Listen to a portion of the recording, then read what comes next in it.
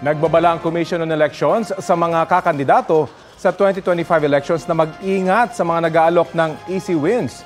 Ayon kay Comelec Chairman George Garcia sa panayam ng Super Radio DZBB, may mga natanggap silang impormasyon na may nag-aalok ng easy wins sa ilang parte ng Luzon at Mindanao.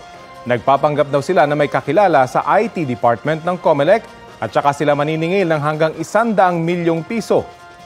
Nakikipag-ugnayan na raw ang Comelec sa National Bureau of Investigation kaugnay nito. Tutulong din daw ang Comelec sa mga legal na hakbang sakaling maaresto ang miyembro ng mga umunay sindikato sa easy wins. Ang strategy ng mga yan ay magpapa-advance. Kasi nga naman, siyempre magpa-advance kayo kasi yung kabila, yung kalaban ninyo gusto nang magbayad na nga ng buo Sabihin mo lang mag-advance kasi only na 10 milyon.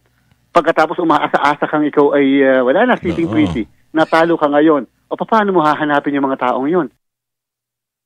Kapuso, alamin ang maiinit na balita. Bisitahin at mag-subscribe sa GMA Integrated News sa YouTube. Sa mga kapuso abroad, samahan nyo kami sa GMA Pinoy TV at sa www.gmanews.tv.